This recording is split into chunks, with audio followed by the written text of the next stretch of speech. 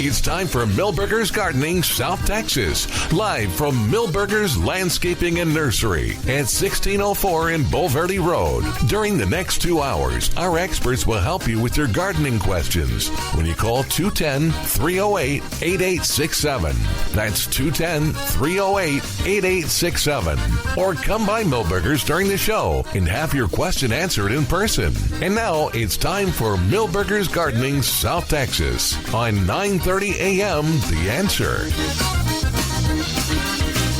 Good afternoon. Welcome back to Milberger's Gardening South Texas on 9:30 a.m. The Answer. I am Alex Escobar here with Dr. Calvin Finch and Mark Peterson on a...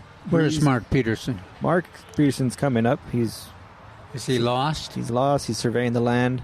There's a little bit of a wetness in the air. So maybe that got him off course.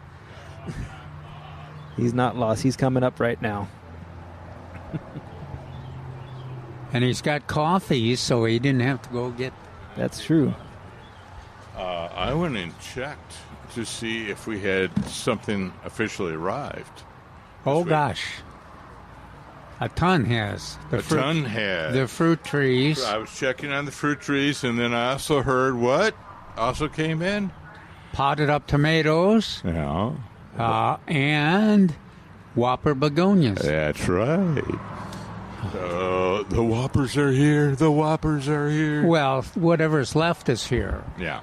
Well, yeah, you got done. Did you get here early? Is that what you're saying to me? I did, as a matter of fact. Somebody on the staff signaled me and said, "Don't tell anybody, but Whoppers are here again." And then I asked for primulas, but no primulas. Well, yeah, no, that's a hopeless. That's a hopeless request. Well, just maybe temporarily. But even the Whoppers, the timing's a little. But there's no prediction for a big freeze. And you're right, though, the Whoppers and begonias in general have more of a tolerance for cold weather than the primulas do and the cyclamen do. Gosh, they look good, though. Yeah. But we do have fruit trees here, and I just want to tell everybody that February is Fruit Tree Month, basically. We like to get them in the ground right now. And those that we've talked about and recommended it's whoever wrote that column in the Express News. Yeah, I was just going to say, well, there's a nice segue. Yeah. All different kinds of varieties, but I did not check to see if the Florida King or La Feliciana. They are both. They're both there. All right. Yeah, and they're looking good. And you know what's there that surprised me a little bit? June Gold. Really? Yeah, because that used to be our favorite. Yeah, about 10 years ago. And it was my dominant in my peach orchard. That was dominant. Yeah, very over there in Lufkin area. It was very productive and worthwhile tree. 650 hours. We're talking about on the Florida King. Well, that is 400 hours. Yeah, I was going to say it's in your newspaper article you wrote. So that as opposed to the other one you mentioned with La Feliciana, which is a nice variety. It's kind of like the Chevy. You know, it's a freestone too. It's a freestone, which a lot of people like. 30 days later for a harvester. But it does require longer chilling hours. Yeah. And I will tell you, I don't know if we've met its chilling hours this year. Yeah, I think you're right. I don't think we have.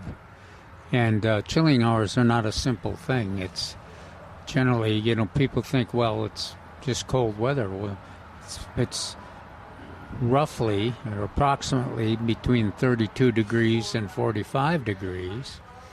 And it depends on the period of the year, too. I always say November 15th to February 15th. So we're kind of, I'm not sure we got that. What do we get at the most? A week's worth. But and when it's colder than the 32 degrees, that doesn't count either. no, it doesn't work either. But that's why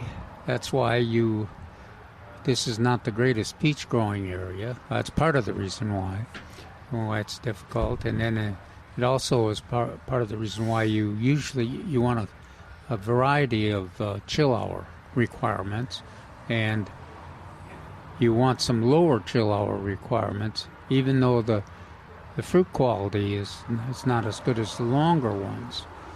But the fruit quality, if they don't produce fruit, the fruit quality doesn't matter, does it, Mark? It's but there's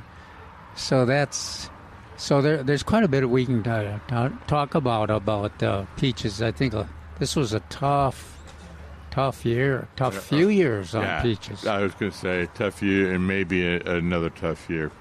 But if you have any questions regarding any fruit tree, I have my favorites. And Calvin brought the book of choice, Texas Peach Handbook by Jim Comas and Larry Stein. Yeah, that is the book to get. Where'd you get yours? I got mine from them, I think. Okay, because I was going to say when I was the horticulturist. Probably look on Texas A&M bookstore or Amazon or at all your local book dealers. I'm rolling my eyes because it's probably going to be on Amazon or Texas A&M. Now the good news. Well, a lot of good news about this book. It's got all kinds of information and talks a lot about the varieties and photos, and the pruning requirements. That's always a big issue, because peach trees need to be pruned every year. But that is the issue here. Among the issues here is that we don't have great soil. We got alkaline soil, and we got very little soil.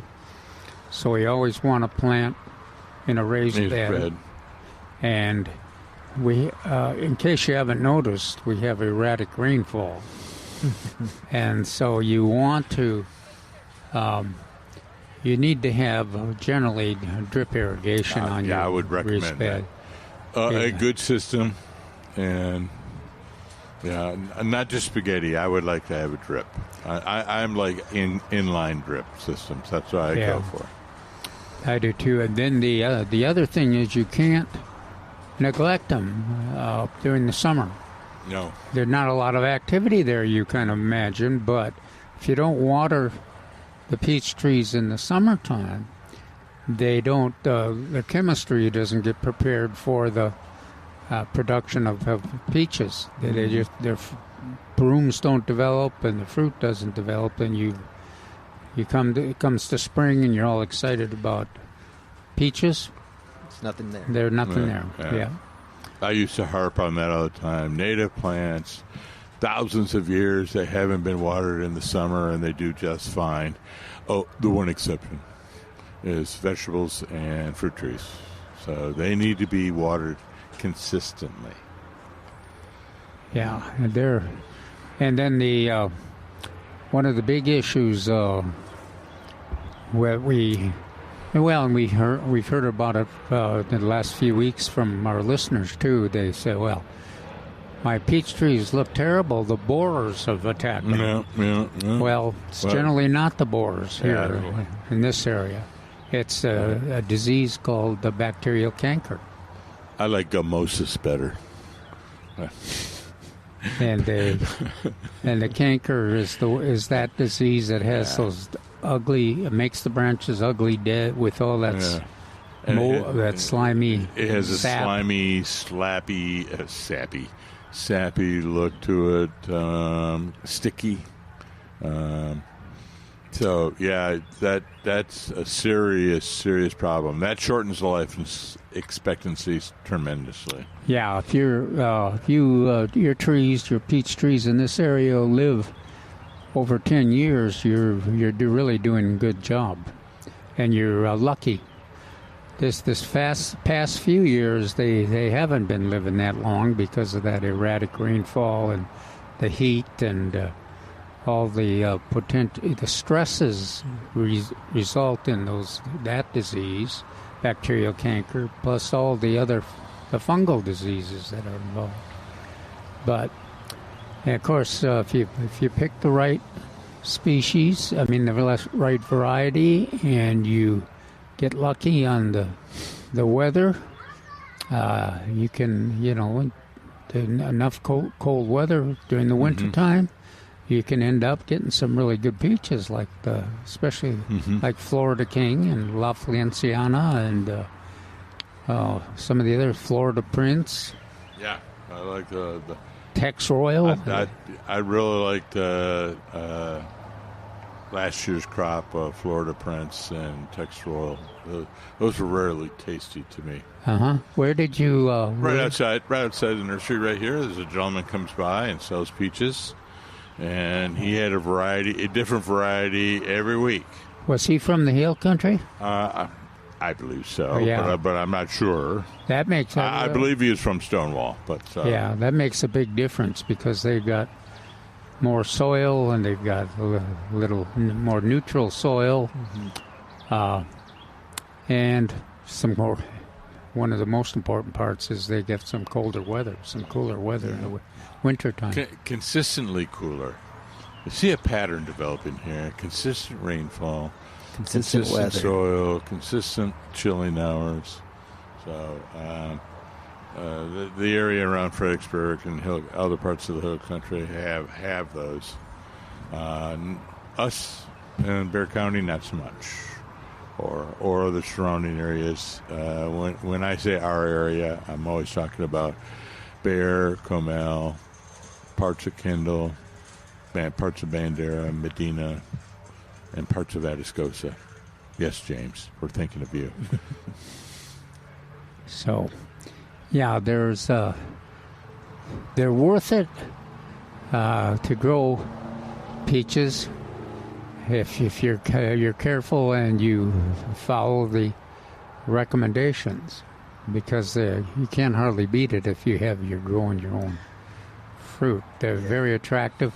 Oh, and speaking of attractive, one of the most attractive peach varieties is Red Baron, and there's a ton of Red Barons here. Yeah. Yes, I know, because we've been promoting that. At least here or on the show for the last couple of years, because it is the most aesthetically pleasing peach. Not real high on. It does have fruit, and it does have fruit. I'm sure it does. Next time you see it, let me know. But it does have is spectacular blooms. Yeah. Unbelievable blooms.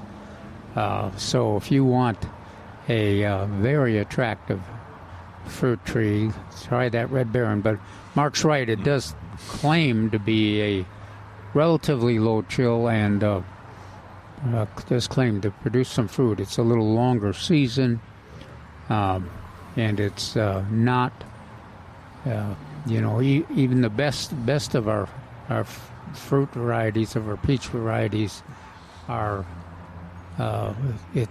we have a tough time having consistent fruiting, but Red Baron is even more demanding. But it does bloom every year. Starts blooming early and blooms for a long period. Very nice plant. Very nice. And aside from pears trees, we have apples, peaches, and plums here, and they're all on sale this week. Figs on sale? Yeah, yes, figs are on sale. Okay. Yeah, I was going to say, figs are one of my go-tos. Citrus. Oh, are citrus on sale? I don't think the citrus are on sale. They may be. Maybe. And then blackberries. I think that those were our go-to. Figs and blackberries are very productive. If you want to grow fruit in San Antonio, that's what you should be doing or looking forward to. Now, there's a few other ones. I like pears. Now, these aren't Bartlett. These aren't eating pears. These are cooking pears. Well, there's some Orients over there, and right. And Kiefers. Kiefers are our big one. Kiefers, Orient, Ayers, and Warren are our pear recommended varieties. If anybody has had good luck with Warren, let me know. Yes, give us a call. That's why I put it on the end, just to allow him to make a comment on that. The reason is I planted it and dedicated time and effort to it for years and never got it do anything. Meanwhile, Kiefer and the Orient are producing a ton of fruit. Pears, those, if you're content with that harder pear like Kiefer, you can get a lot of production, and they do really well here. So those are my standbys. I just throw the pear in there. You can grow apples with some, again, the right choice, hopefully right soil and consistent watering. We do have to worry about cotton root rot with apples, so you have to. And it's pretty important. Cross-pollination too, isn't it? Yes, it is. So, in just regards to the stone fruit, you don't need it, but you got to have it. For apples, though, pomes, like roses are red. It's a poem. I didn't notice if we had. I'm sure we must have some plums, but I didn't see them over there. So, what is that? Santa Rosa, I think. Santa Rosa was one, and then trying to remember the other one. The one that I really loved was list. Morris. Yeah. But that was one that I had a good production 1 year out of 7, but boy, it just the fruit was so tasty and attractive and everything that I stuck with it for the whole period of time, waiting for it to get enough. It needs like the peaches, its chill hours are important to it, and it needs it benefits by colder weather in the wintertime. Mm-hmm.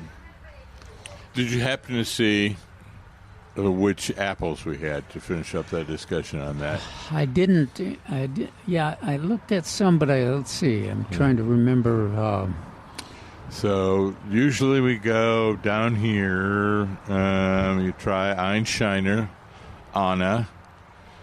Folks, I left my list in my car, so I'm doing this from memory. Einsteiner, Anna, and then the other ones I like, Gala. Molly's delicious. I think I saw Molly's. Okay.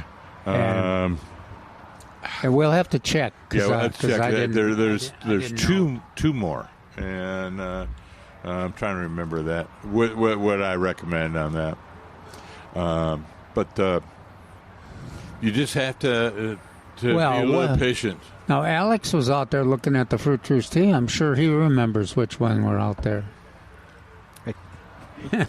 I'll be honest, I don't.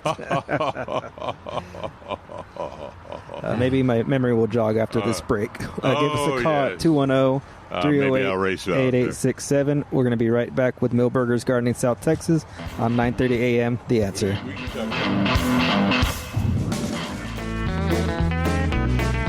Welcome back to Millburgers Gardening South Texas on 9:30 a.m. The Answer. I believe we sent Mark out on an expedition to see what fruit trees I hope he finds his way back. Hopefully so. And I know we were talking about some rain in the forecast, but right during the break, the clouds parted, and now we get some sunlight coming in right now. Yeah, and then the humidity in the air has changed considerably. Absolutely. So let's hope we get some rain, but we don't know what this San Antonio weather. We got a lot more to talk about on peaches, but the other thing let's bring up is that the tomatoes, the rodeo tomatoes, are here, and some of them are potted up already. There, that Millburgers, and of course, the first class is next Saturday, and that's at it's full and overflowing. Yes. So. Some folks can still come to the lecture if you like, but there probably would not be the potted up tomatoes available. The other thing is even the class on the 28th is full to the brim. And that's at the medical center, right? At the Education Resource Center, and that's at 10 a.m. And so the first, we said the first 35 folks that called and enrolled will get a free potted up tomato. It's going to be the Pole Big rodeo tomato, the one that won the competition this year. But we're going to probably try to make the first 40 go ahead and receive a tomato. But some of the folks that are farther down the list than 40 will probably not get access to a potted up tomato, except here at Milberger's, they of course can look at the look and pick one up at their own. Milberger staff have potted up into number ones, a generous amount, I might add, and pick it up here. And if they can, there are some number of potted up, including Ruby Crush and Pole Big, but there's also those in the smaller containers, so that you can go ahead and pot up your own. We have to remind everybody now that the whole idea of the potting up is that if it's too early for planting into the garden normally this time of the year, and so we pot them up in those 1-gallon containers and then put them out of the wind in full sun and let them grow it. Fertilize them well, Osmocote or some other fertilizers, and then you let them grow, and then about April 1st you put them into the garden or into their permanent containers. Now, if the temperatures fall below 40 degrees between now and that April 1st, then you want to move them into a shelter that keeps them warmer than that. Otherwise, the potential is there for them to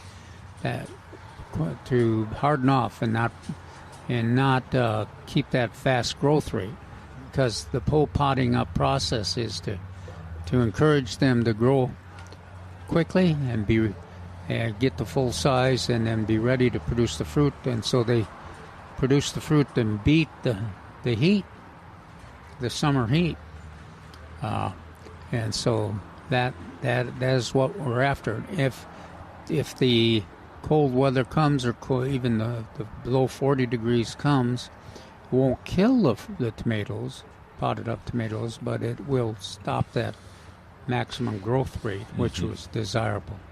And then you won't be your neighborhood newsletter won't be able to take pictures of you and your tomato plants for the first. These are the first tomatoes in the neighborhood, and that's usually if you grew up or lived in a small town, especially, that was a ritual every year that you would see. The first tomatoes have been picked, and they were usually potted up tomatoes, especially in the north. Yeah. So that's what we're about. We on the class we'll talk about the growing the tomatoes.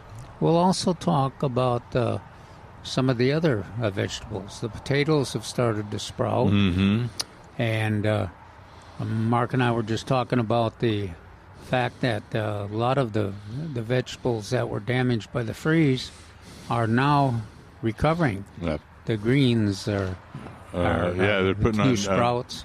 And remember, the new leaves come on. They're kind of lime green. They're bright green, but you're going to have to side dress and very soon. Did you check? There's a lot of nice transplants over here too. I did not check. I was racing in. So, yeah. I can see them from the Broccoli, table. Whoa!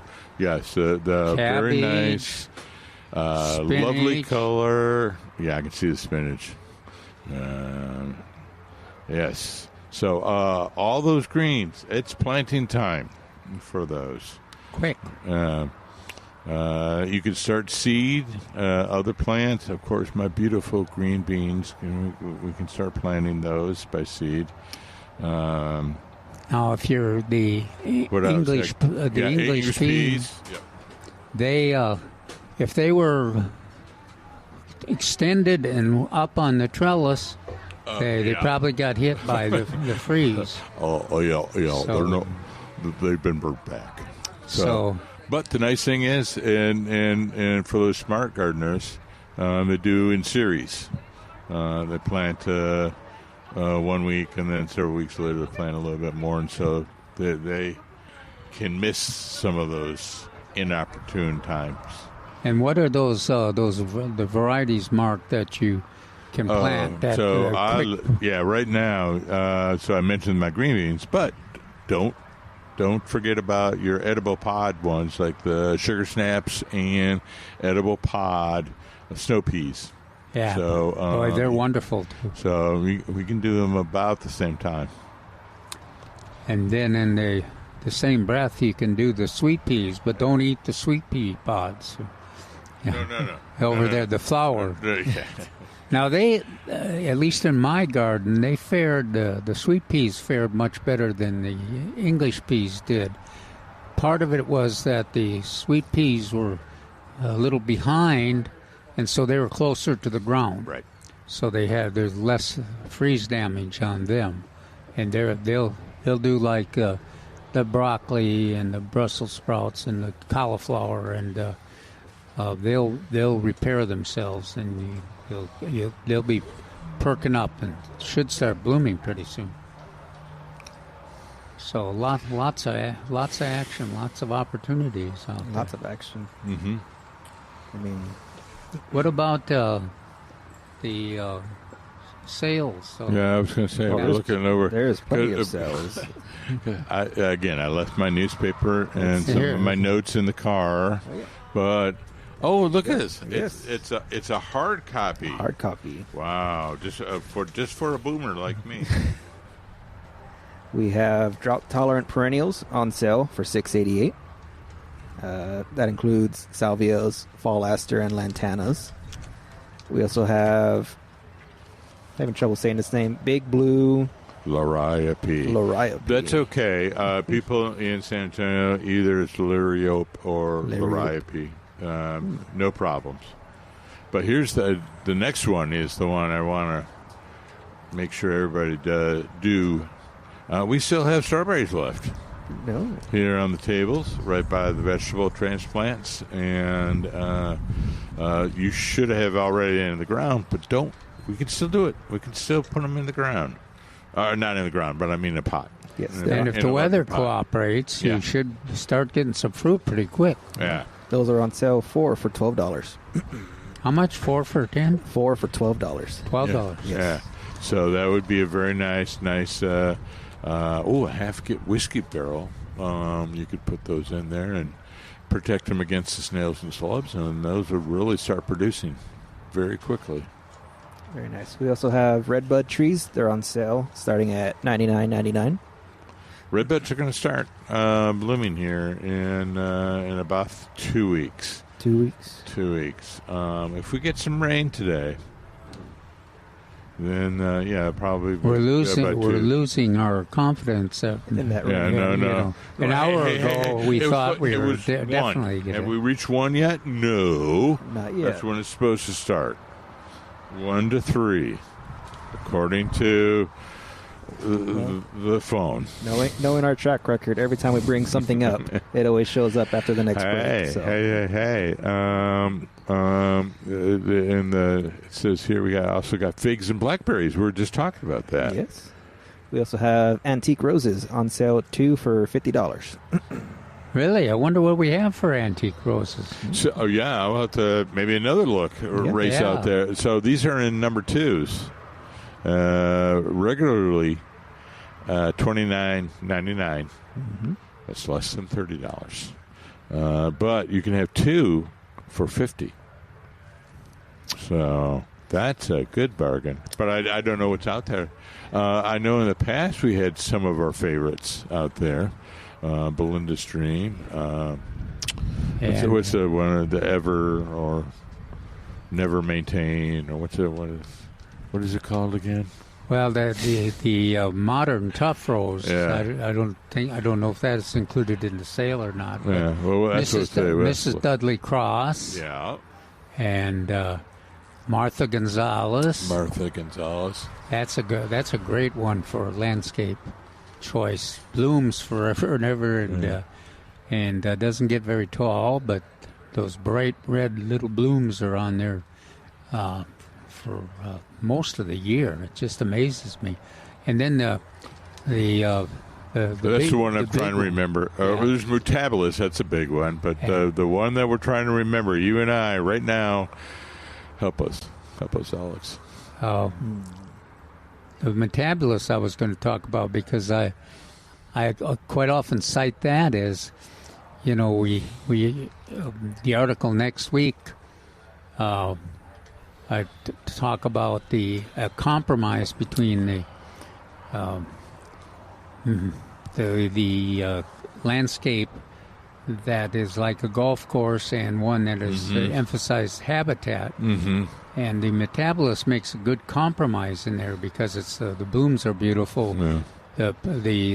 Those roses, including the Metabolist, are disciplined, and they make good cover for the birds.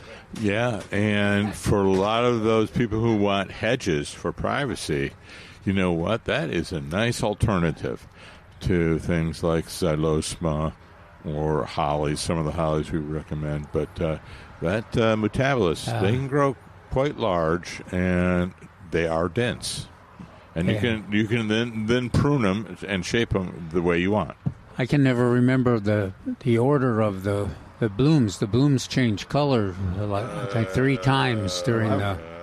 And then is it darker and then lighter? I think it is, yes. Yeah. And they'll bloom if we get some rain and everything. And they're very drought tolerant, all those roses. But they'll bloom for some years 9 months out of the year. It's just amazing how much they bloom, and provide cover and an attractive, disciplined plant for your landscape that also serves as a great habitat for wildlife. So that's part of an interesting compromise potential you have. So you don't have to have you don't need either a manicured or a overwhelming a rough habitat. You can have a kind of wild. A lot of people use the word wild when they really mean kind of undisciplined type of thing. Yeah. So on the extreme end, undisciplined, as opposed to on the other extreme, real formal Georgian Louis XIV type gardens. I like the Grandma's Yellow in that group. And then it's the one we can't mention. We can't remember where the big rose hips. And it's got the rose hips. And I call it the never have to maintain one, but that's not the proper name. Rose. It's got rose hips and well, I'm sure easy something. Is it? I don't know. It'll come to us. So, or maybe one of the gardeners out there has heard us talk about. Call in and help 2 old men. Absolutely, and 1 young man.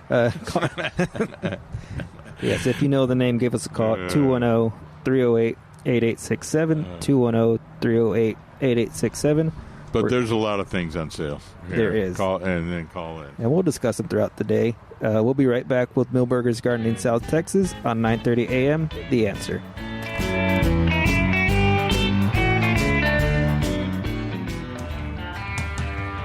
Welcome back to Milberger's Gardening South Texas on 9:30 a.m. The Answer. Alex Escobar with Dr. Calvin Finch and Mark Peterson. Give us a call at 210-308-8867, 210-308-8867. Now, Mark, I know this past week or the week before, we've talked about that it's not the right time to fertilize your yard yet, correct? That is correct. Yes, but what about... So please ignore the advertisements and the man with the bad Scottish accent it's not time to fertilize the lawn.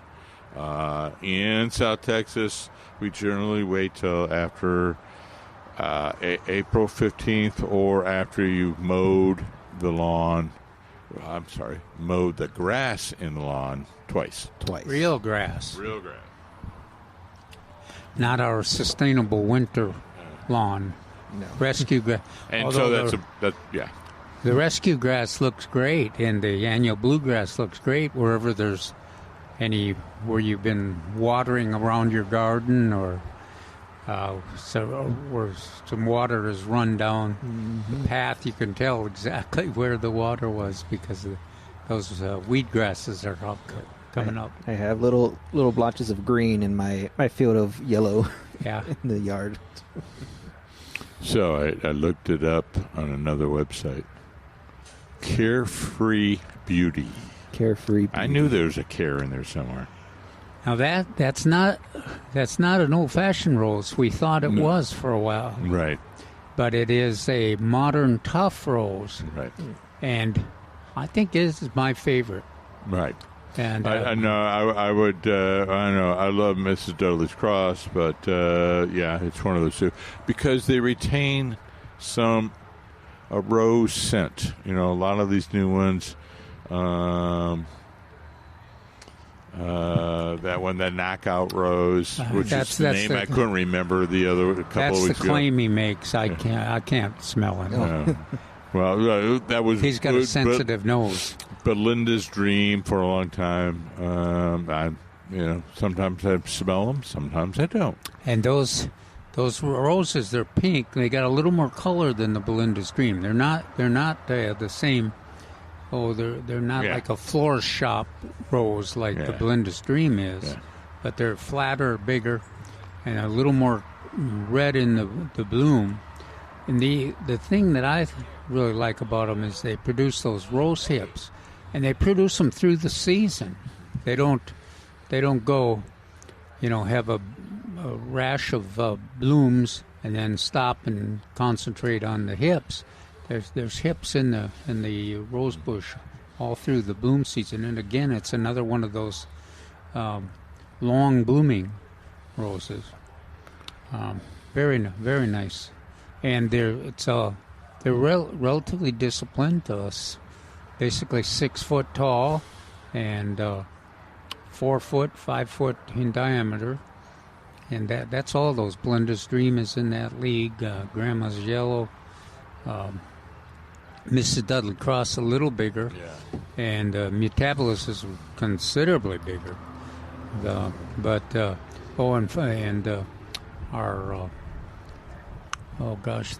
one with the red blooms. It's kind of a flatter growing. The Martha Gonzalez. But those are all tough roses, and that's why we like them. And you can prune them if you want, but they don't need the pruning every year like tea roses. Yeah, so it's a lot of nice segue. Yeah, traditionally, tea roses were pruned about this time of year. So, and tea roses, the modern tea roses, they have to be pruned, and they have to be pruned in a certain way. These roses that Calvin and I are talking about, they kind of, you can prune them if you want. Yeah, and they're disciplined growers. Yeah, but they, if they kind of get send a stem out in your path, you take it off it. It's like, in fact, we use sometimes these roses as walking guides. Plant them on both sides of the sidewalk and say, "Stay here, don't get out of this sidewalk." I always think of them. I've seen them in the kind of slopes on the sidewalks going into churches or schools, and the kids never stick to the concrete. They're always cutting across the soil in the middle. But if you got Marie. Martha Gonzalez. It is the best one of the ones. That's why we like. And it does not. It's not the blooms are not. I mean, the thorns are not savage enough that the kids are going to bleed to death, but they are. They've got enough thorn there to keep whoever's walking the sidewalk on the sidewalk. Yes, and punish, they bloom. Deter. Full sun. Another very drought tolerant plant, and a long bloom season too. So, yeah, they're hard to not love. That whole set of those roses, and really a good part of that, an easy part of if you're looking for that 12 months of color Right. And then those roses fit in there pretty well. Mm-hmm. Which and we didn't go over and check which ones, but we have in the past have had all the roses we've mentioned. So we'll have to check maybe at one or so. But anyway, we have lots of fruit trees. Lots of fruit trees. And we have figs, blackberries. Yeah. All right. So the other pair that is Moonglow. Moonglow. And there's a Burbank in there. And then I don't know that. Do you know Burbank? I've heard Moonglow. Yes. Yeah. I think Burbank is kind of tries to be a cross between the hard and the soft. What about the apple trees? What'd you find? So those we mentioned, and again, Anna, Einsheimer, Gala, Granny Smith was the one. Oh, okay. Yeah, that one's they're always identified as a little later than the other. I didn't find any mollies delicious, but there may be some in there somewhere. And then some of the plums. What were those plums? Some of that I was not. Bruce. Bruce is one that we do recommend, but I had forgotten all about that one. Bruce and another recommended one that I'd forgotten. But I didn't see any Annas in there. But there could be in there. And Peter's always ordering more, so we probably will get some. Yeah, plums, if you get enough cool weather, they're relatively easy to grow. You don't have to do a lot of pruning, like a peach tree. Methley, the most common one. Yeah, the most common one is Methley. That one's a pretty consistent producer. Yeah. So that makes a good addition. Yeah. How you could know I what forget else Methley? that showed up? Did we? We maybe mentioned it at the beginning of the show, but our Whopper begonias. Yes. Gosh, they're here. Didn't you try to keep some over the winter, or did you? I did. Yeah. And they're doing very well. I've got them in the greenhouse, and so I was a little worried they'd get too much sun, but I've been able to arrange them so that they're doing fine. I'm trying to vegetatively reproduce them, plus also protect and save the ones that I transplanted from the containers in the shrub border. But these the ones that we have here, the Whopper, they're all the choices. I think there's two types of leaf color, and then three bloom types, I believe. So there's actually 6. There's quite a choice there, and they're unbelievable how fast they grow, and they're variable, aren't they? We can do them both in shade, or partial shade, and sun. They can put up with some sun. They do pretty well in the cold. Quite often they'll. If you have 12 of them planted and you have a cold spell, half of them might survive, especially the ones that are more sheltered. And they'll come back gangbusters and fill up again, and so yeah, that's a very reliable shade tolerant plant for the summertime. Whopper begonias, big. They're just like the our traditional begonias that we've used in the landscape, except they're 3 times as large, and the leaves are the term whopper. Yeah, it's not a very sophisticated romantic name for begonia, but it's easy to remember and easy for people to see it. It gets the point across. It gets the point across. Yeah, it fits the plant for sure too. Milton used to love the whopper. Now I don't name them like he used to, but he did have a real affection for them. They're worthy of it because they're a great plant, very attractive. Mark, earlier you mentioned that there are some pears that are for eating and for cooking. Yeah. So and then also I found some other true Asian pears that are available here, and once I phonetically sounded the names, I went, oh, yeah, I remember that one. So in general, when people think of pears that are eating pears, those are Bartlett pears. And those are not grown here. The fruit is not high quality, and if you get fruit.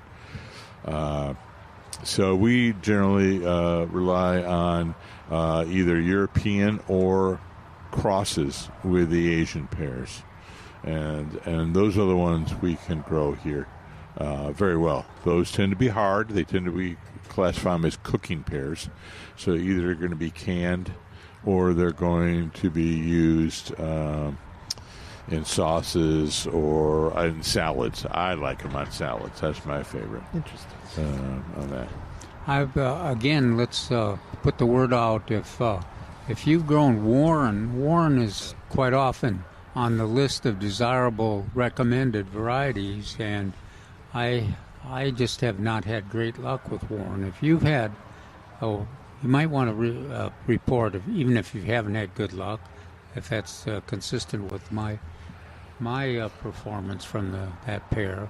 But if I'd especially like to hear if you had good luck, it prospered and produced a lot of fruit. That's what I would want to hear, because it's a nice looking plant and it's always on the recommended list, even though it hasn't been the best performer that I've ever had. When you go through the hill country and look at these old German farmsteads, frequently you can find somewhere in the corner there's an old pear.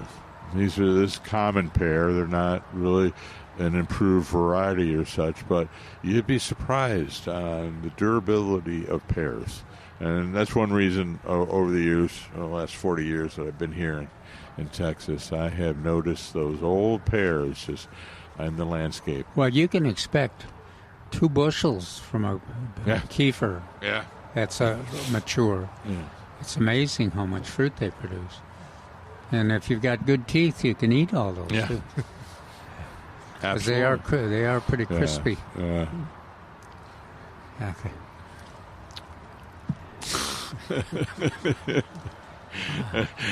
No, I'm just thinking about trying about growing up with Bartlett, and then the first time I was going, it's green, but it's kind of yellowish. I bite into it. Aha!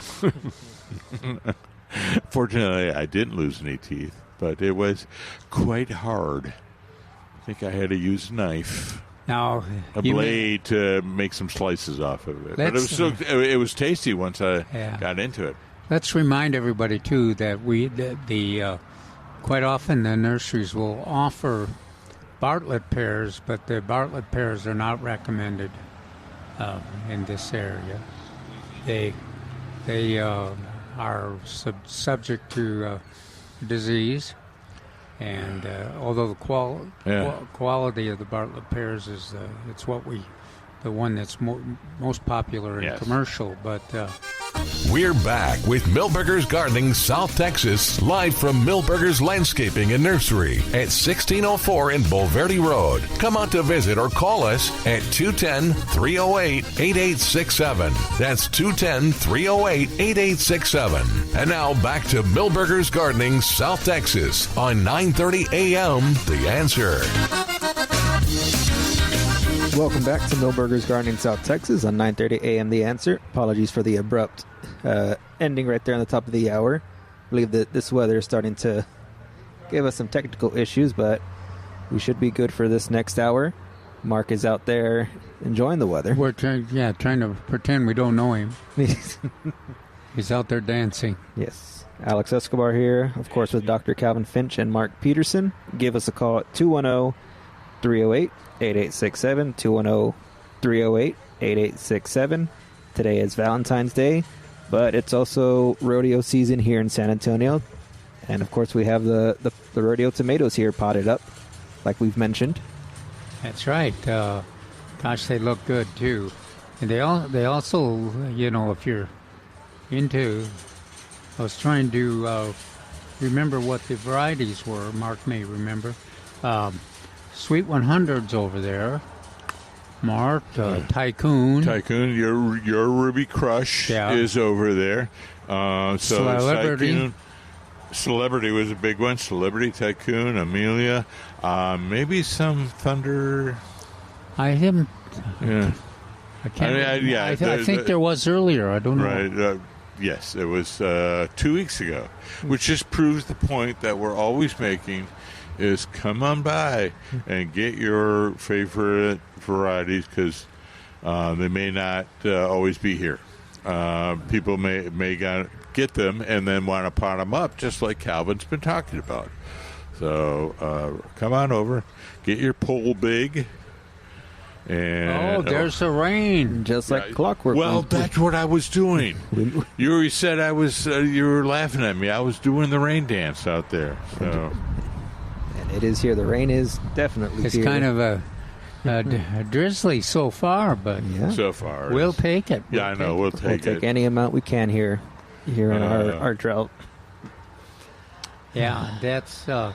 The choice on those tomatoes they're potted up in the number 1 container. Oh, I didn't see that. We do have a bunch. Yeah. Already potted up for you. Well, and then they're in the 4.5 inch. Now the pole big is in a little larger. I think that's what we call it, a quart. It's certainly Right. not a quart size, but that's a little larger than the 4.5 inch. And they're available, and all of those are available to be potted up. Whereas Was that thunder? or you can get them direct. It's either thunder, You can get thunder those or wind. I'm 1 not inch sure. direct. I mean, the number 1 container directly. Oh, it's a glorious sight. I'm gonna shed some tears here. What? It's raining. He's got. We got okay. We're hiding the equipment. It's raining so hard.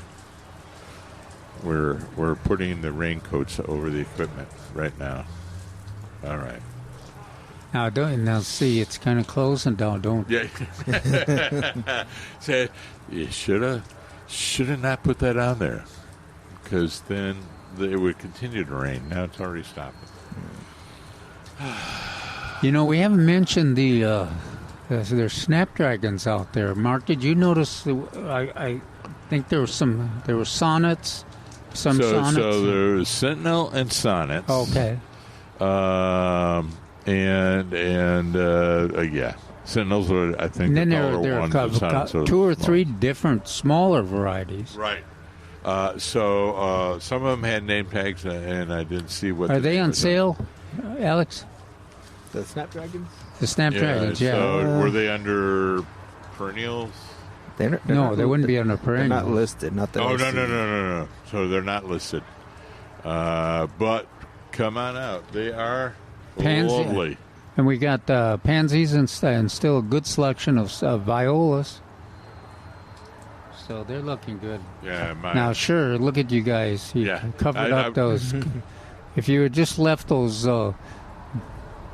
plugs, those electrical plugs there, open, the rain would have running the risk. Yeah, better safe than sorry. I like to live on the edge. And if he's on the edge, he can block us, and we'll be safer there. There we go. But anyway, yeah. So they do have a lot. Oh, and I meant to fertilize some of my lovely annuals with some Osmocote, which is available here, and because I knew it was going to rain. But guess what I did? Forgot. Yeah. Yes. Well, then this rain, if we got 0.3 of an inch, or of course a half an inch that would really kick into the germination of those wildflowers. Yeah. Because there's bare soil everywhere, and there's all those wildflower seeds and the weed seeds also ready for action if they can get access to some water. That's what we need. Well. Yeah. Well, that was short-lived. Yeah. Maybe it'll come in again. Maybe we'll just... Yeah. That's all we can just hope. I'm blaming you. You put the raincoat over the electrical. I'll take it off right now. Maybe it'll come back. You know what else is out there? We haven't spoken a lot about the shrubs. A lot of shrubs have started to. So in fact, some of them are actually blooming already. When I walked over to check out the fruit varieties, I saw a lot of shrubs that were recently ordered, and a few of them were already blooming, like an abelia, or maybe even I was racing back there, so it looked like a spirea, which is an old-fashioned shrub where we grew up with, but so there's... How many hollies, Mark, do you think we have in there? That's what I was just going to say. And then we have evergreen stuff. So we have lots of different hollies. We have some new... we have some of the newer varieties, and the newer varieties tend to be upright. That's their thing. So there's a skyward or skyline holly that's upright. Plus, we have some of the old, I believe we have Chrysa back there, as well as Burford for sure. Yeah, Burford for sure. Dwarf Yopon. Now I don't know how many or which ones of the blooming hollies that we like. It's viburnum. I'm thinking of the Sandaqua. The viburnums are worth mentioning because viburnum is a shade-tolerant evergreen, and most of them bloom early in the spring, and most of them have some berries, and the birds eat them pretty quick. But that's a great. That's a good one. To have a wide variety of these understory or privacy type hedges, and we have a wide variety of those, including xylosma and some of the upright. Again, some of these upright hollies that we have. Mary, I think, told me when last week she off the radio. She said we had some Nellie R. Stevens, which is one of my favorites, and that's an excellent holly for our privacy hedge. Well, and those hollies are, I talked about the compromise in a landscape, manicured versus wildlife habitat, thick wildlife habitat, and some of the best for a compromise. We mentioned the tough modern roses and the old-fashioned roses, but also those hollies are great choices because they're so disciplined. Yeah. You don't have to spend a lot of time pruning them or anything. A lot of choices. Right. I thought you were going to mention some of our standard Yopons, which is the pride of Houston, is one that will be evergreen plus has some berries. Berries, yeah. And Texas mountain laurel. We sometimes overlook that. I know. That's a good choice in terms of disciplined grower and habitat for the birds. Everything. I was thinking of the yucca that has the sharp dagger. There's one called Spanish daggers, and then there's I just call yucca, the local one, and then there's that yucca rosata, and that's one of my favorites. It's blue green, and it's a very dense hedge, and I mean almost like a globe type top to it. I've got those growing in there. The daggers out in the kind of the front by the front gate. There's always a nest of mockingbirds. They're on guard duty all the time, chasing whatever. They'll chase the terriers. They'll chase the cats. They'll chase the hawks. They're always there, successfully nesting, raising young, and great landscape plants, easy to take care of, and got a different look. Gives you your landscape quite a personality. They don't chase off the coyotes you're getting? They have. I've not seen them chase the coyotes. No. Yeah, they've. But I wouldn't put it past them. Those mockingbirds and blue jays and cardinals, they're pretty aggressive. You brought that up today, and I had another experience. It wasn't the coyotes. Oh, no. It wasn't the mockingbirds. It was the relationship between the skunk and my Westies. They just both walk. My Westie followed the skunk right to its little tunnel there, and I was calling her, trying not to aggravate the two of them, because they were just basically, they weren't ignoring each other, but they weren't aggravated by each other. I was saying, Tilly, come here. Tilly, don't go down there. And I got Tilly to come back, and then the darn skunk came back out. Oh. Yeah, he was curious about, what are you and Tilly doing out there, But it's amazing how the wildlife will learn to tolerate each other, and especially those Westies. They're usually so aggressive in terms of skunks and coyotes, but they also are.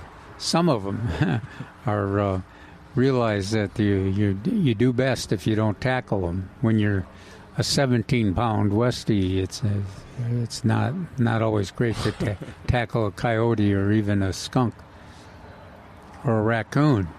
A big fat raccoon is tough to get along with too.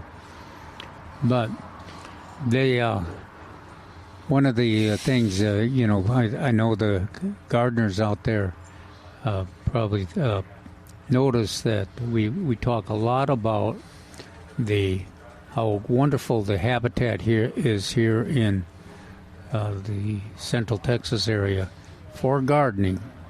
There's a lot to learn, and which makes it even more exciting, challenging. But also the wildlife potential. The bird populations are amazing. The butterfly populations, and real testimony to that interest are how our classes are filling up. The butterfly and milkweed classes are filling up. Gardeners are very much interested in trying to enhance and provide that milkweed egg-laying sites for the monarch, and it's been translated into them signing up for the classes. And now we've mentioned that both of the rodeo tomato classes are pretty full. Well, in fact, they're very full. They got close to 50 registered for each class, and And we've only have 40 plants, rodeo tomatoes for each class. So not everybody that comes to the lecture may get a rodeo tomato. But the next set is starts in March 21st, March 28th. And we've already got 21 people signed up for the March 21st. March 21st, that's the Monarch classes here at Millburgers. Mm-hmm. And there will be a whole set of those in March and even in April. That's right. April, we've got the Education Resource Center is March 28th. And then in April, we've got the evening class in Floresville. That's April 23rd, Thursday. Yeah, 6 p.m.? Yes. So, and then May 2nd is our New Braunfels class. Mm-hmm. You know, we talk about our classes here in San Antonio always being full. Well, both of those Floresville and New Braunfels classes fill up too. So, we're also going to do some classes exclusively for some neighborhoods. Chavano Park, we're going to do it for for their youth, their award-winning youth. We're going to try to get them see how much interest they have in the monarchs and the milkweed, the fifth graders, and then we've got a neighborhood in New Braunfels that is going to offer a lecture to their residents, and we don't have the specifics of that yet, but it will be basically, I think it'll be exclusive for the neighborhood, but it'll be interesting, and the more folks we can get involved in getting milkweed growing in the local landscapes, I think the more we can contribute to successful survival of the monarch populations. And there are the issues, there's a lot of issues involved. The migration we've talked about, the wasps, the tropical milkweed, which we've tried to talk the monarchs into not being so dependent on tropical milkweed, but they just seem to love it. It's one they like to lay their eggs on, and they love the blooms. So those are worthy topics that we'll handle in the classes that we're talking about. And Alex, if folks want more, of course they cover them in the articles. I think last week, or maybe the week before, we covered all the classes and the specifics, but we also have it on the Millburgers website, the classes. Yes, you can find information about all these classes at millburgernursery.com. millburgernursery.com. If you want to talk to us on the show right now, call us at 210-308-8867. 210-308-8867. We'd love to hear from you. We're going to take a quick break with Millburgers Gardening South Texas on 9:30 a.m. The Answer. Welcome back to Millburgers Gardening South Texas on 9:30 a.m. The Answer. Give us a call at 210-308-8867. 210-308-8867. And as quickly as the rain came in for us earlier, it left even quicker. Yeah, now we got wind and the different look in the clouds. Yes. So, oh gosh. And with that rain gone, I've noticed some butterflies, some little birds flying around. So yeah. Things. Yeah. Well, I saw. Of course, there's the red admirals out there, and then there was. I look like a buckeye, but I'm. I think that's right. Still right over there. Yeah. Yep. That might be one of the fritillaries, not the Gulf fritillaries, but it's kind of a faded one. It's on our purple antenna. Yeah. Well, there's a second one there. There's the one with the long trailing. Oh yes. tail. Is that the Admiral? Is that the... No, that's a different species. But there is admirals floating around there. There's the one with the tail there. So they're out and about. I wish we would get also reports of gardeners if they've taken a look at their blooms after the freeze, and also the vegetables. Let us know if they're having the same kind of they're seeing the same kind of repairs that we talked about earlier in the show. Yeah. Let us know. Speaking of vegetables, though, so during one of the breaks I went out and looked. Boy, you were right. You weren't kidding about the transplants. Boy, we got spinach, broccoli, cauliflower. We got some peppers out there. I saw some people buying peppers, already. But everything looks really good, ready to go in the ground. And I think our potato situation is still good. Yeah, we still have some of that. Yeah. I did see a couple baskets, or I did see the baskets when I walked in. Now, what about your green beans? Do you think it's too early to seed them? We generally wait till March usually. Yeah, I know you, or the third or fourth week of February, depending on the weather. Again, depending on the weather. So, I'm getting antsy. I want my bush beans, my Blue Haven and Kentucky Wonder. Which the seeds we have here, I'm sure. Yeah. I'm not. Or the two most popular ones over the years.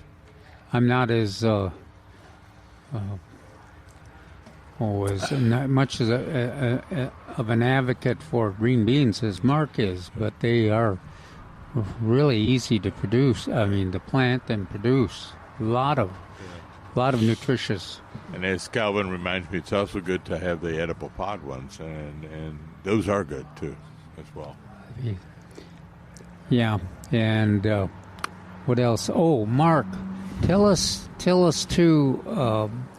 Remind us what those classes that you filmed, those films that you filmed lately. So right now the Go Gardening videos, which are online, and we're going to do some more here in a couple of weeks.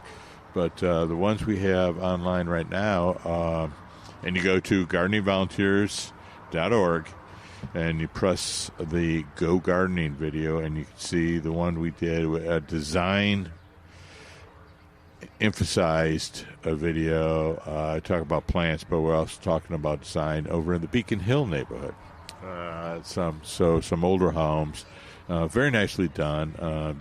A young gentleman who's just starting in the design business, landscape design business. And then we went down on the river and with my good friend Lee Marlowe, and we talked about a little bit about pruning and a perennial pruning this time of year and the do's and don'ts about that.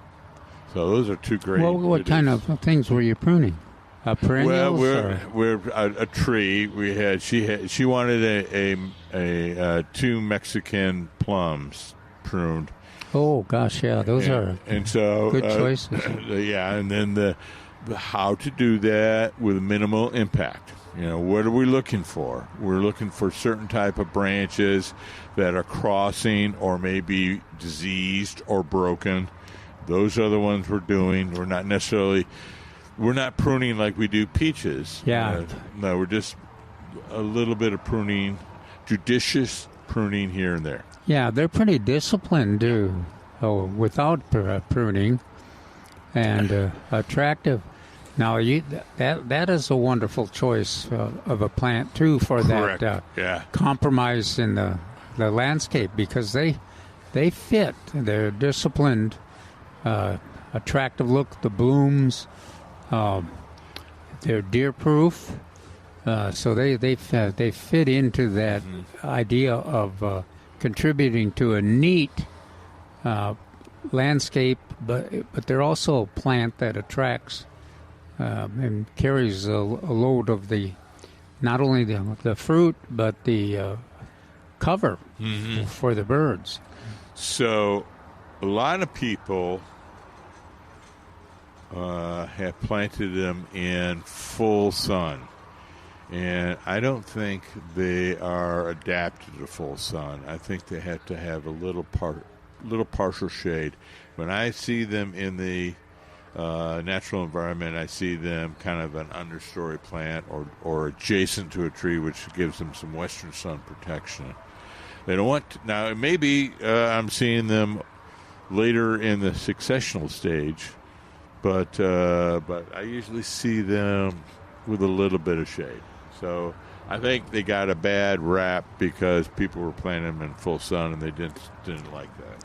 Yeah, well, I have to take some blame for that too, because I always talk about them in terms of they look so attractive. If you got a big open area, you plant 3 of them or 5 of them in a cluster. Yeah, they look. Oh no! Great. I blame city or other governmental, not just the city, but me too, but governmental officials saying, you plant these in full sun.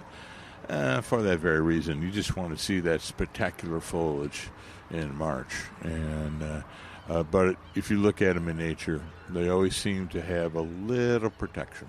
Yeah, they do. You're right, though. They do a great job of that transition between, one of the things that is not as desirable as we'd like it. If all you have is a big shade tree and a lawn, yeah. If you want to maximize a habitat, and you want to, I think, also maximize landscape appearance, you want not only the lower the ground covers and lawn, and the shade trees, you want lots of plants in between, and those Mexican plums are a great addition. Mm-hmm. Red bud's another one that's gonna fill the gap right pretty quick here. That and Mexican buckeye. Mexican buckeye can go anywhere actually, but the red buds. What else am I thinking of? Well, bring up that red bud. So, what red buds should they select? By the way, we have red buds on sale, don't we? Yes, we do. Red buds are on sale here at Millburgers. Yeah. They're starting at $99.99. And I'm sure that we have the proper red bud. And a lot of people are going, what? What, Mark? What are you talking about? Well, the vast majority of red buds that are sold in this country are the eastern red bud, Quercus canadensis. Whereas we do have some red buds that are more localized. And some Texas red bud. We have a Texas red bud and Mexican red bud. Yes, we did. Yes. Oklahoma red bud. Yeah. So that's why I was going. It was Texas red bud and Oklahoma red bud are essentially the same tree. It just depends on which side of the Red River you're on. So we have basically 3. And you really, really, really want to get either the Texas red bud or the Mexican red bud. Now, the Mexican red bud has curly, wavy ends on the leaves. And smaller, slightly smaller, but that Texas red bud, it tends to have darker pink to almost purple color, and so and they're hardier, and they have a thicker leaf, which means they're more drought adapted to drought. So that's the ones you really want to get. What happens if you plant eastern redbud? What can you expect? They have a thinner leaf. Yeah, he's leading me on. Judge, I believe the attorney's leading the witness. So what you have is you tend to have thinner leaves, thinner bark, actually, on the redbud. And so by July, August, what you have is these big blotches on the leaves, suffering from both drought and a leaf fungi. Yeah, you want to. If you're going to... And so they don't look good. Yeah, if you're going to have a successful redbud, you want those Oklahoma or Texas or Mexican redbuds and not the eastern. Now, if the weather was perfect, the eastern works in some situations, but in the long run, putting up with our our heat and our erratic rainfall. You want the Texas or the Mexican or Oklahoma, and that's another one that fits that role of transition and shade on the edge. This is how we got on this topic. It's usually where you see it is in from the open area into a denser wood. You see that right in that transition zone. Well, you never notice it even during the year, except And 2 weeks from now, you'll be noticing them everywhere. So everything is the leaves have fallen, and all of a sudden it's that bright pink. We're going, oh, look at that. There's a redbud there. I didn't notice that was and there then before. 3 weeks from now, it disappears again. So, it's a good plant. So look at our redbuds here. Come by and look at those. It is a nice accent small tree for maybe the backyard or the front yard, kind of in that one place where you may have a couple of trees or a tree or a house and a tree is what I'm thinking of. And you got that little space right there. That'd be a perfect redbud space. Yeah, they're great. Absolutely. Some other things we have here at Millburgers on sale. We have a Mexican heather. I believe the name is Kufia. Kufia or Kufias. They're usually $9.99, but you can get them right now for $6.88. Which one is that? Oh, that is. By the way, that's a big family. Big family. That's Kufia. Oh, right in front of us. That's very nice. Kufia. Yeah, they look really good. Yeah, Very nice. There's another one, another Kufia somewhere.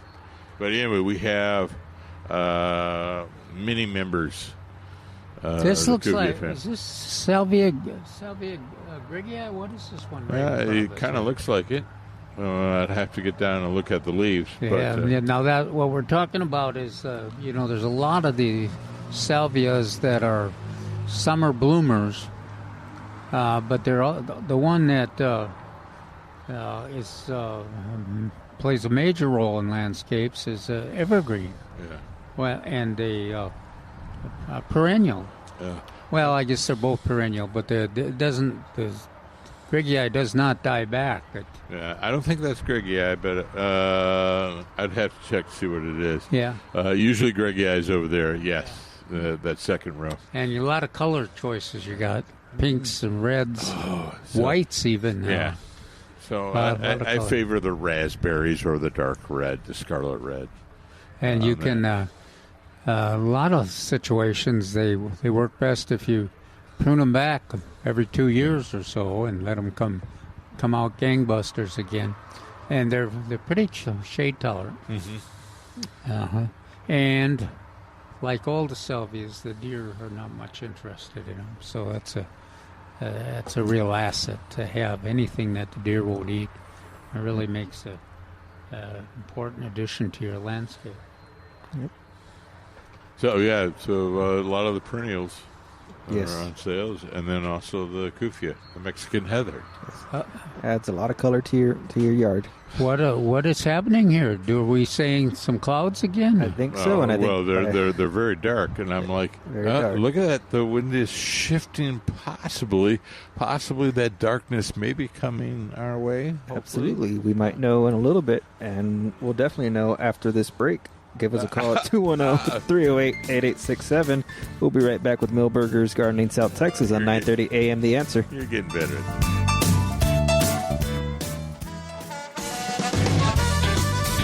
Welcome back to Millburgers Gardening South Texas on 9:30 a.m. The Answer.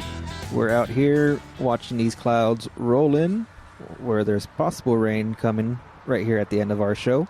Give us a call at 210-308-8867, 210-308-8867.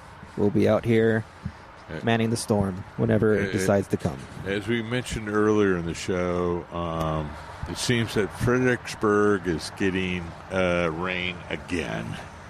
And they're getting the rain and not us. So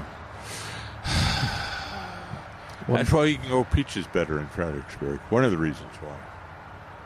Well, in addition to the peaches in the article, also this week in the garden we talk about the frost damage, and that would be wonderful if you make an assessment of what your situation is, your blooms, your winter blooms, and then also the vegetables. And maybe tomorrow you can give us a call, and or even we've still got 15 minutes. Yeah, we have time for a call or two. Yeah. Yeah. And I'd like to get a report of. I'm hoping that we're going to see a general repair, and those plants will come back gangbusters. And then, as Mark mentioned, we've got lots of lots of transplants that will fit into the landscape now. All those greens and everything, and then of course the tomatoes, potted up tomatoes, and the rodeo tomatoes are available. And then let's see. Alex, are you cold? I got a breeze down the back of my neck right now. Yeah. I'm sorry, Calvin. We have what? Oh, that mentioned in the article too about attracting birds to your landscape. We mentioned that next weekend we'll talk a lot about plants that you can use that fit in the landscape, are neat and attractive, but also make great habitat. So, but part of that is if you want to have a bird feeder or water. Water is a great way to attract birds in for observation, and we've got a lot of species, very interesting species, and they're the wintering birds right now are very attractive. I have a little handout I call the 12 plants for bees, 12 plants for birds, 12 plants for butterflies. And at the bottom I'm going, the unifying characteristic on all these, got to have water. Got to have clean water. Uh-huh. So, where do people get access to that? Well, they can call me up or come on by and I'll give you one. I just printed it. I just created it years ago, and I just keep a little hand copy here. That's a good. Yeah. So, but it's interesting that for each one of those species, and I had 12 plants, you'd be surprised at how many plants are cross-referenced in those. That you plant one, and you're helping out not only butterflies, but maybe bees. Yeah. Did you... earlier in the show, did you mention it's time to go ahead and apply the herbicide, a pre-emergent herbicide for sandbirds? No, I did mention that. We usually do. Yeah. Because this is my time. I like to do it around this time of year, and then again in April. Whereas sometimes you like to wait till March and then do it again. In June. In June or May. Yeah, I like March 1st and June 15th. Yeah. I've had great luck with it when we used to have a condo over there on the coast, and that worked very well. Right. But and mine is kind of old school, if you will. I'm retaining some of the things that I learned 40 years ago. But you notice... I was kind of leaving this for Alex because, one of the items from the sale items what? Yes. Is a formula that has dimension in it. Yes, pre-emergence herbicide, high-yield weed and grass stopper with dimension controls. It's on sale, a 9.6-pound bag. It's regularly $24.99. On sale, 2 for $40. See, what we did mention is fertilization. And those are two separate. And those are two separate things. Don't get the weed and feed, folks. No matter what, how good the accent of that gentleman on the radio and TV is, do not get the weed and feed. All you're doing is trying to kill weeds which will die in 30 to 60 days. And then you're only feeding them as they try to die. So don't get the weed and feed. Get to the pre-emergent. And the couple that we like, one with Dimension, other with Barricade. Gallery does Barricade. Is Crew one of those? Crew, it has...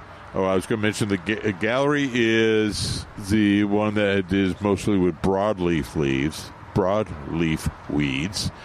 And Crew has equal parts of Dimension and Gallery. Yeah. So Crew is good because then it's going to go for those grassy weeds as well as any kind of broadleaf leaves that you may get.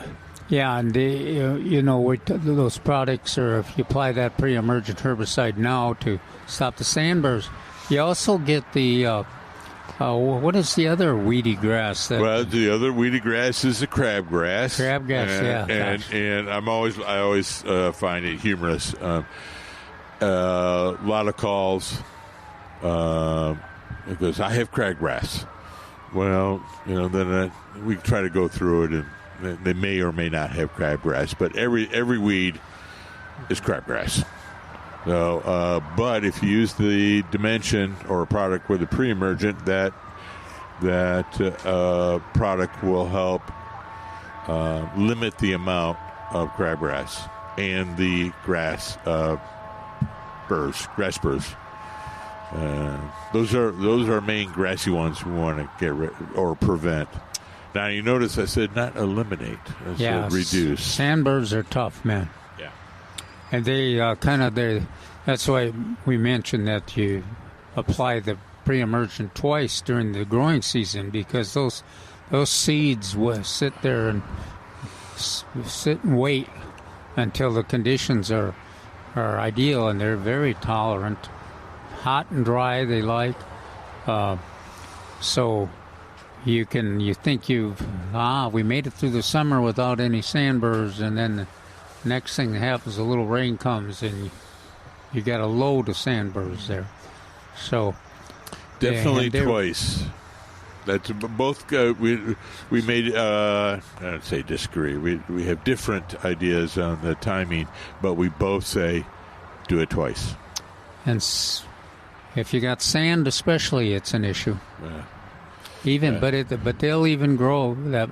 They'll grow even on the heavier soils too. So. Right. So this is just anytime you have a lot of foot activity in an area, one of the grassy weeds that will invade that bare dirt is grass burrs, or are grass burrs. And believe me, I played a lot of football in the midst of grass burrs all the time, or practice field. The practice field was half grass burrs growing up.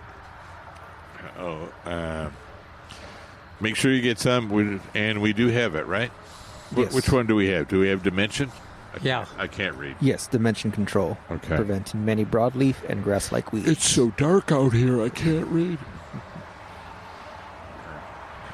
And again, Dimension, Barricade, those are for grassy weeds, and Gallery is for broadleaf weeds. But make sure get Crew. Take the time to read those labels so that you figure out which one best meets the needs of your landscape, and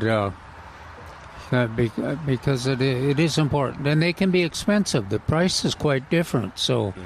Kind of look at the price and how much land they'll cover, the various packages, because that is quite different. Right. So the Crew comes in a large package. So what we have said in the past is, you get your neighbor to go in with you on it, it's a high quality product, so it does store relatively well, but. It's always best if you can use it and then not have it sitting around, again, getting moisture in it or anything. But if anybody go in the Wayback Machine and remember Amaze and Excel. Oh gosh, yeah. This is the descendant of those. Crew is the descendant of those two. So that's why it's a really good product. But it is sold in a rather large container or package. And so, hey, get some friends, get some neighbors, and use it. Or don't worry about it, because it does store well over time. And then you can use it again next year in the fall.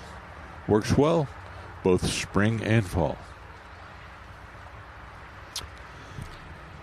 And again, if you want more information on the Monarch and Milkweed classes, we're offering them all over the region.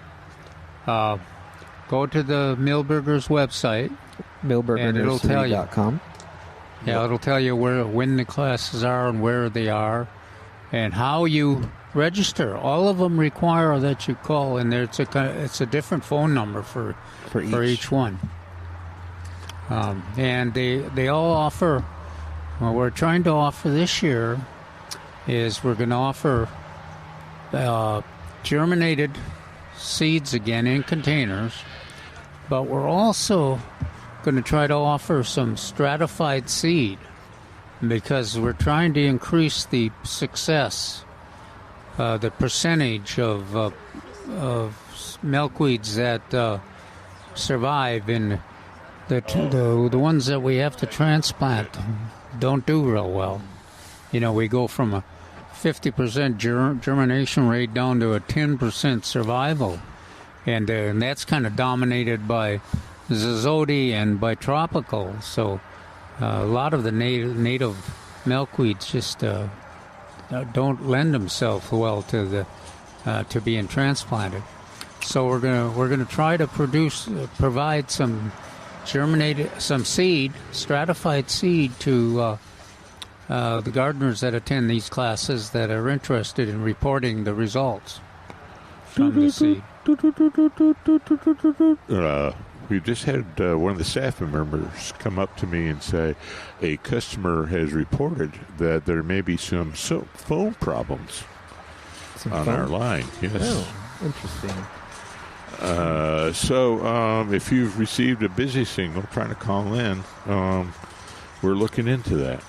Yes, we apologize about that. We will hopefully get that resolved by tomorrow's show. But just a reminder, the number is 210-308-8867. Come to think of it, we did not get one call, did we? Yeah, so I don't know. That may be the explanation. I thought maybe we were just unpopular suddenly. We'll blame the weather on this. But yes, the number is 210-308-8867. Hopefully the issue will be resolved by tomorrow's show. But we apologize to those that have been attempting to call in. But thank you for the customer out there that came by and told some of our Millburger staff to go ahead and tell us all about that. So we do apologize. But I went, well, maybe that was the reason why we didn't have any phone call today. But we hope to have lots of others tomorrow. Absolutely. Tell us about your freeze damage and what's recovering. Mm-hmm. That's an important report that we'd like to get tomorrow. I think from what I've seen, my live oak has some leaves that are a little bit burned. Maybe we'll leave that for tomorrow. Yes. But I'd like to tell everybody about when the leaves are going to fall on some of our evergreen species, and when those leaves will return. That's a good subject. That's a tease for tomorrow. Yep. And in the last 30 seconds. All right. So I want to thank everybody for listening. Hopefully we can get your calls in tomorrow at 210-308-8867. I'm Alex Escobar with Dr. Calvin Finch and Mark Peterson.